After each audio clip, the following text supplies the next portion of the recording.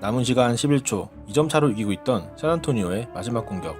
하지만 불과 30초 전 샌안토니오는 8점 차로 여유있게 리드하고 있었습니다. 도대체 무슨 일이 있었던 것일까요? 오늘 영상에서는 NBA 역사상 가장 위대한 퍼포먼스에 대한 여러가지 이야기를 해보려 합니다. 바로 티맥 타임입니다.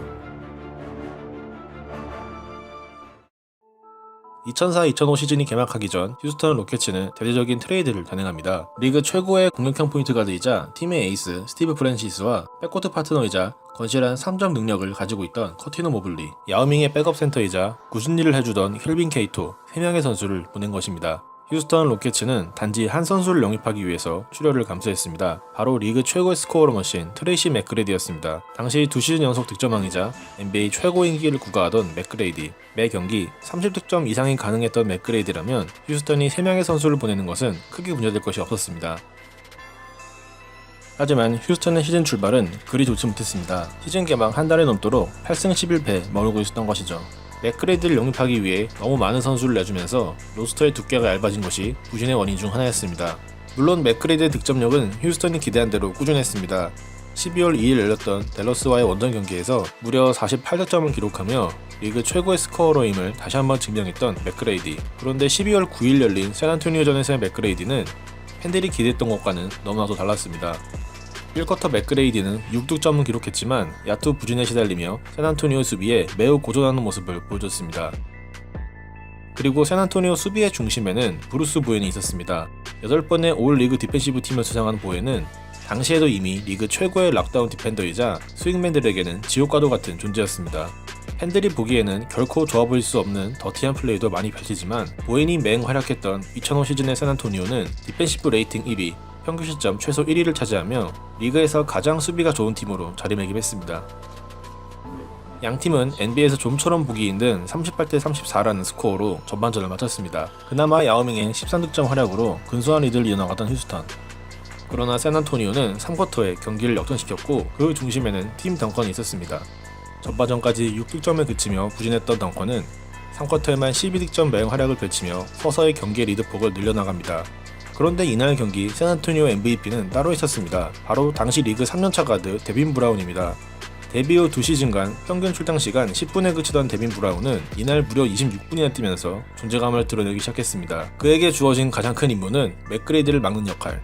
브라운의 압박 수비에 맥그레이디는 3쿼터에 야투 3개만을 시도하는 소극적인 모습으로 팀이 역전당하는 모습을 지켜봐야만 했습니다. 그리고 브라운의 활약은 수비에서만 그치지 않았습니다. 커리어 하이급의 기록인 20득점 퍼포먼스로 수비뿐 아니라 공격에서도 제 몫을 해낸 것입니다.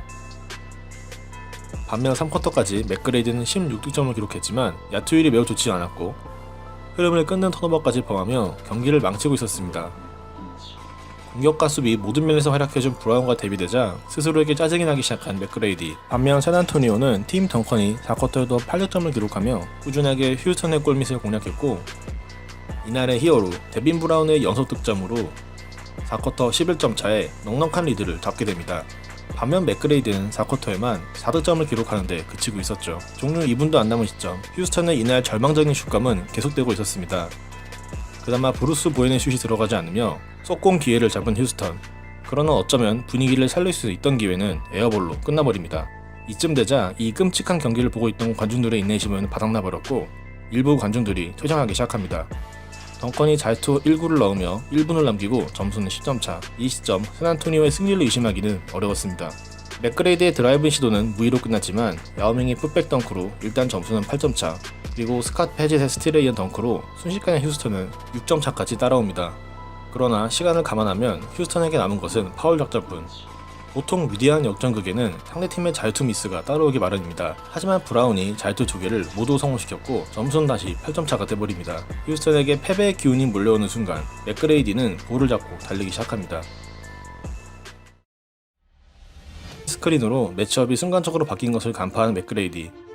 작은 공간이 생기자 바로 3점슛을 성공시킵니다. 점수는 5점 차. 물론 아직까지 시간은 휴스턴의 편이 아니었습니다. 데빈 브라운은 다시 얻은 자유투 2개를 모두 넣었고 점수는 다시 7점 차. 다시 야오밍의 스크린을 받고 덩컨과 매치업을 만든 맥그레이디. 맥그레이드의 슛 페이크에 덩컨은 블록을 시도했고 맥그레이드는 이를 놓치지 않고 4점 플레이를 완성시킵니다. 어지간한 선수라면 슛도 던지기 힘든 상황에서 엔드원을 만들며 서서히 경기를 미궁 속으로 빠뜨리고 있는 맥그레이디. 좀처럼 멘탈이 흔들리지 않는 덩컨도 이 순간만큼은 참기 어려워 보입니다. 그러나 아직까지도 남은 시간상 샌안토니오가 유리했습니다. 다시 파울을 하며 샌안토니오에게 자유투를 쏘게 하는 휴스턴. 휴스턴의 희망과는 달리 덩컨은 자유투 2개를 모두 넣었습니다. 남은 시간 16초, 휴스턴은 마지막 자선 타임을 신청합니다. 아슬아슬하게 패스를 받은 맥그레이디.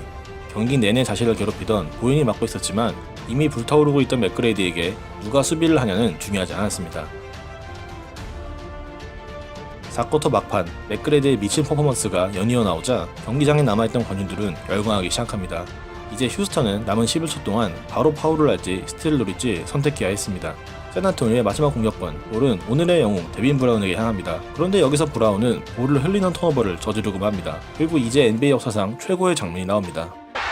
Here comes McGrady. No timeouts remaining. McGrady for the win. Yeah! 홈팬들마저 외면하며 회색이 짙어 보였던 경기. 그러나 트레이시 맥그레이디는 이대로 포기하지 않았습니다. 마지막 슛이 들어가지 않는다면 지금까지의 노력이 모두 물거품이 되는 순간 맥그레이디는 아름다운 슈퍼으로 마지막 위닝샷을 성공시켰습니다. 그 순간 참아왔던 감정을 폭발시키는 맥그레이디.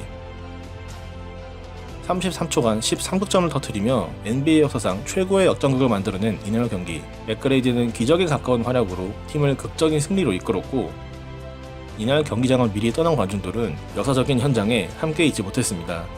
여러분, 농구는 종료 버저가 울리기 전까지 끝나지 않습니다. 이런 장면들 때문에 우리가 농구를 보는 것은 아닐까요? 시청해주셔서 감사합니다.